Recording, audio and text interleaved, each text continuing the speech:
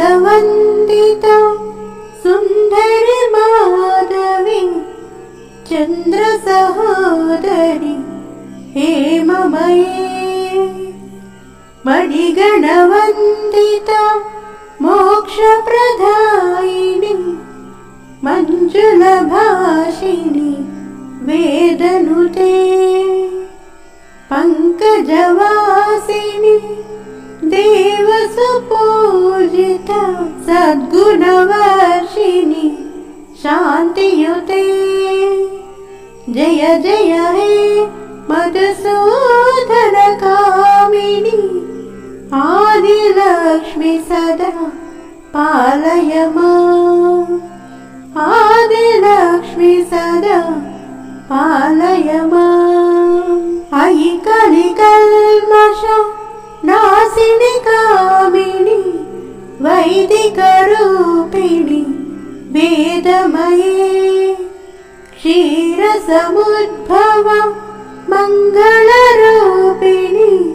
मन्त्रिनिवासिनि मन्त्रनुते मङ्गलदायिनि अम्बुजवासिनि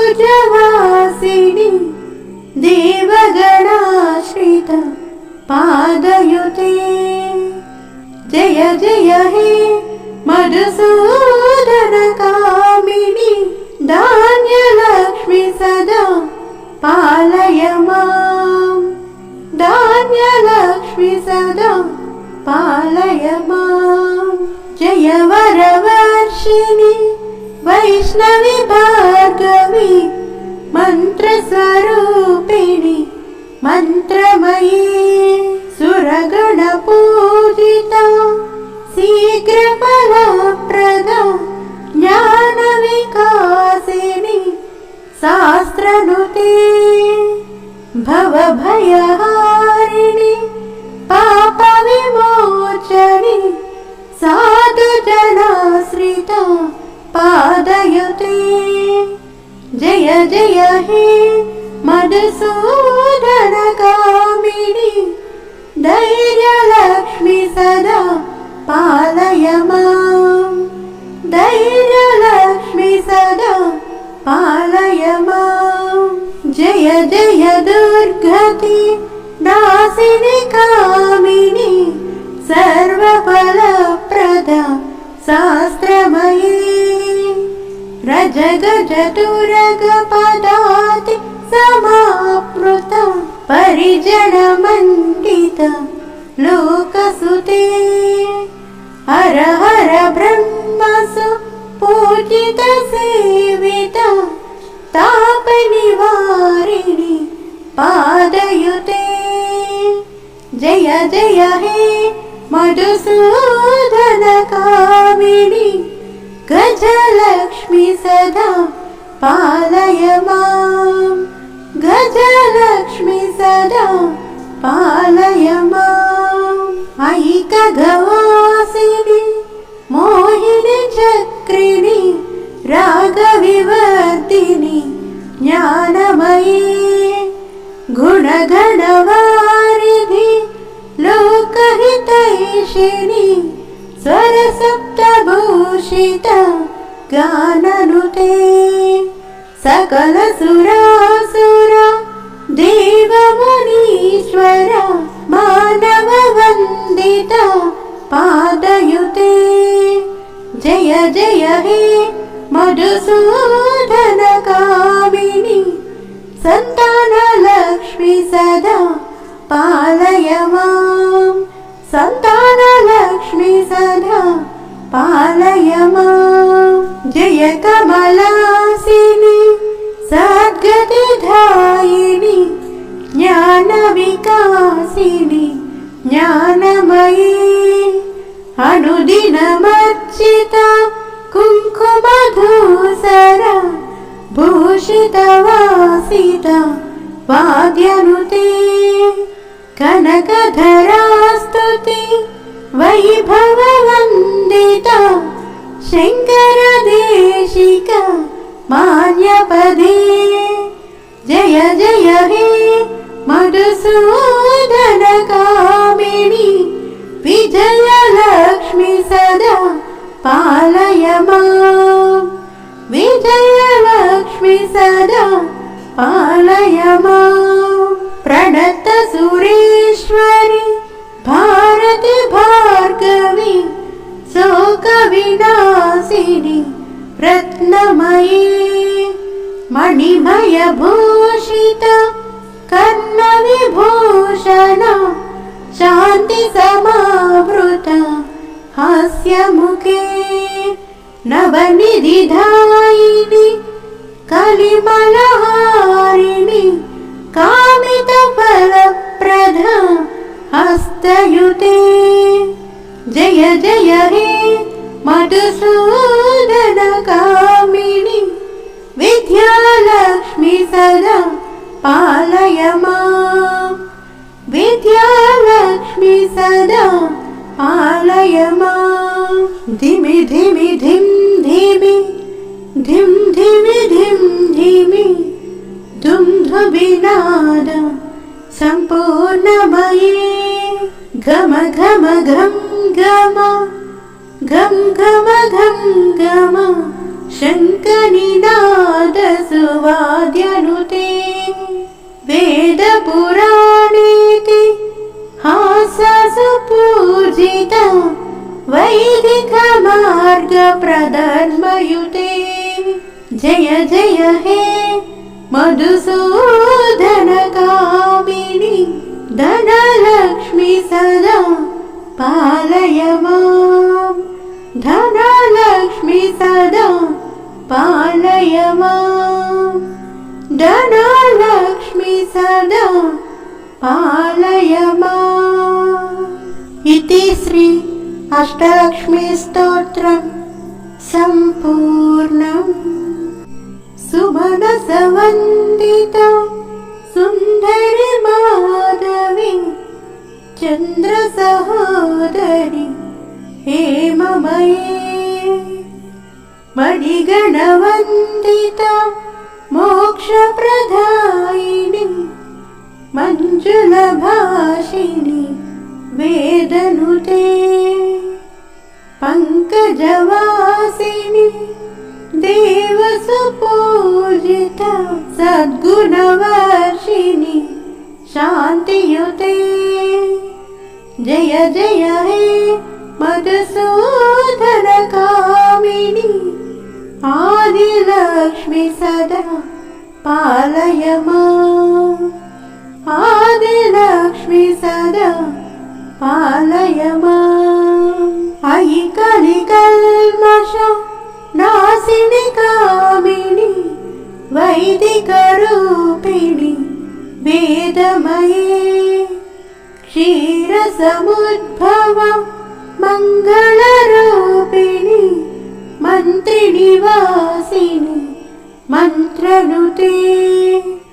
मङ्गलदायिनि अम्बुजवासिनि देवगणाश्रित पादयुते जय जय हे मधुसूदनकामिनि धान्यलक्ष्मी सदा पालय माम् धान्यलक्ष्मी सदा पालय माम् जय वरवर्षिणि वैष्णवी भार्गवी मन्त्रस्वरूपिणि मन्त्रमयी सुरगणपूजिता शीघ्रफलप्रदा ज्ञानविकासिनि शास्त्रनुते भवभयहारिणि पापविमोचनि साधुजनाश्रिता पादयुते जय जय हे मधुसूदनकामिनि धैर्यलक्ष्मी सदा पालय माम् धैर्यलक्ष्मी सदा पालय माम् जय जय जय दुर्गति नासिनि कामिनि सर्वफलप्रदा शास्त्रमयी रजगजतुरगपदाति समाप्लुता परिजनमण्डिता लोकसुते हर हर ब्रह्मसु पूजित सेविता तापनिवारिणि पादयुते जय जय हे मधुसूदन कामिनि गजलक्ष्मी सदा पालय मां गजलक्ष्मी सदा पालय माम् ऐकगवासिनि मोहिनि चक्रिणि रागविवर्धिनि ज्ञानमयी गुणगणवारिधि लोकहितैषिणि स्वरसप्तभूषिता गाननुते सकलसुरासुरा देवमुनीश्वर मानववन्दिता पादयुते जय जय हे मधुसूदन कामिनि सन्तानलक्ष्मी सदा पालय मां सन्तानलक्ष्मी सदा पालय मां जय कमलासिनि सद्गतिदायिनि ज्ञानविकासिनि ज्ञानमयी अनुदिनमर्चिता कुङ्कुमधूसरा भूषितवासिता वाद्यनुते कनकधरास्तुति वैभववन्दिता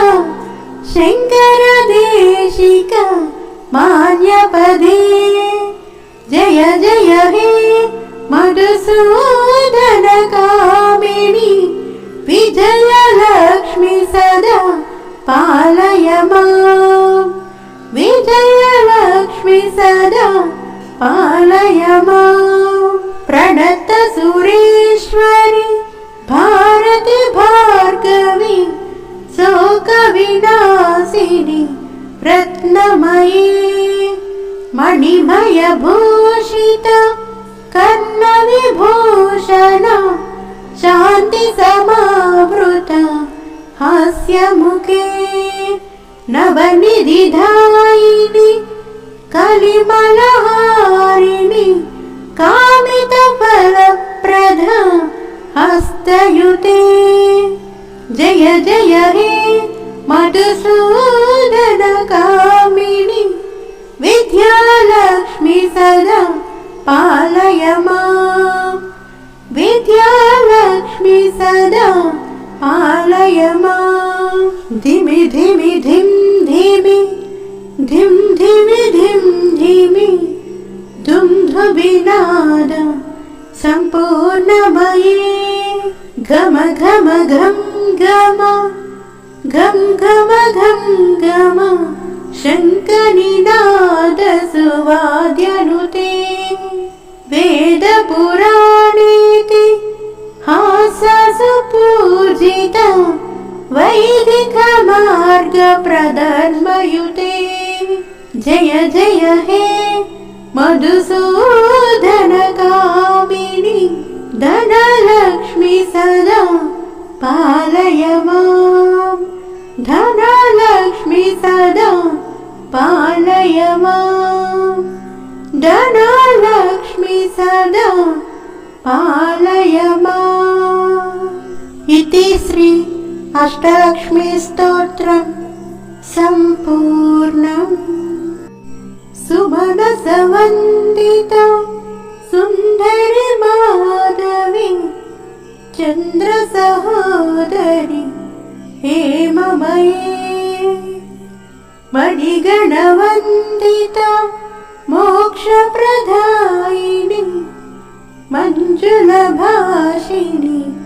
वेदनुते पङ्कजवासिनि देवसुपूजिता सद्गुणवर्षिणि शान्तियुते जय जय हे मधुसूदनकामिनि आदिलक्ष्मि सदा पालय माम् आदिलक्ष्मि सदा पालय माम् अयि कलिकल्मष नासिनि कामिनि वैदिकरूपिणि वेदमये क्षीरसमुद्भव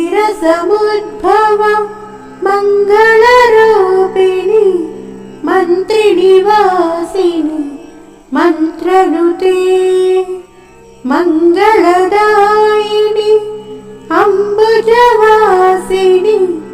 देवगणाश्रित पादयुते जय जय हे मधुसूदनकामिनि धान्यलक्ष्मि सदा पालय माम् धान्यलक्ष्मि सदा पालय माम् जय वरवर्षिणि वैष्णवि भार्गवी मन्त्रस्वरूपिणि मन्त्रमयी सुरगणपूजिता शीघ्रफलप्रदा ज्ञानविकासिनि शास्त्रनुते भवभयहारिणि पापविमोचनि साधुजनाश्रिता पादयुते जय जय हे मधुसूदनकामिनि धैर्यलक्ष्मि सदा पालय माम् धैर्यलक्ष्मि सदा पालय माम् जय जय दुर्गति नासिनि कामिनि सर्वफलप्रदा शास्त्रमयी रजगजतुरगपदाति समाप्लुता परिजनमण्डिता लोकसुते हर हर ब्रह्मसु पूजित सेविता तापनिवारिणि पादयुते जय जय हे मधुसूदनकामिनि गजलक्ष्मि सदा पालय माम् गजलक्ष्मि सदा पालय माम् अयि खगवासिनि मोहिनि चक्रिणि रागविवर्धिनि ज्ञानमयी गुणगणवारिधि लोकहितैषिणि स्वरसप्तभूषिता गाननुते सकलसुरासुर देवमुनीश्वर मानववन्दिता पादयुते जय जय हे मधुसूदनकामिनि सन्तानलक्ष्मि सदा पालय माम् सन्तानलक्ष्मि सदा पालय माम् जय कमलासिनि सद्गतिदायिनि ज्ञानविकासिनि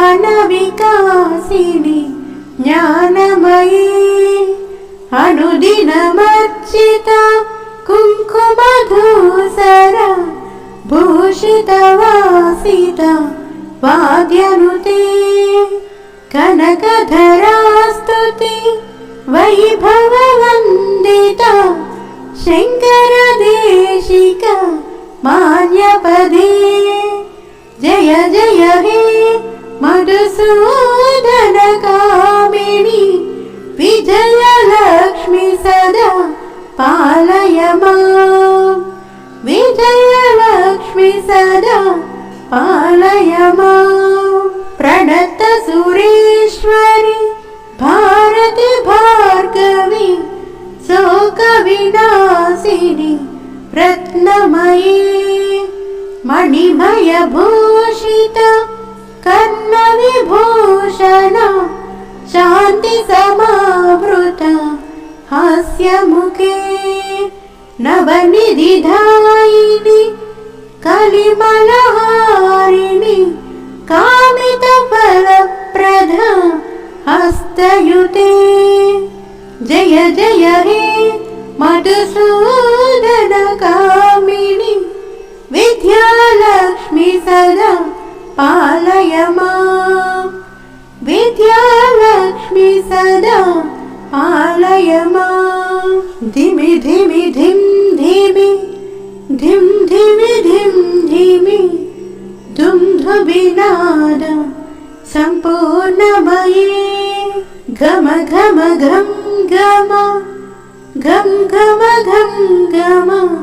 शङ्खनिनाद सुवाद्यनुते वेदपुराणेति हाससुपूजिता वैदिकमार्गप्रधर्मयुते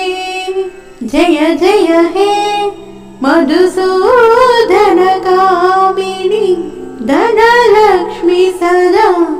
पालय माम् धनलक्ष्मी सदा पालय माम् धनलक्ष्मी सदा पालय माम् इति श्री अष्टलक्ष्मी स्तोत्रम् सम्पूर्ण।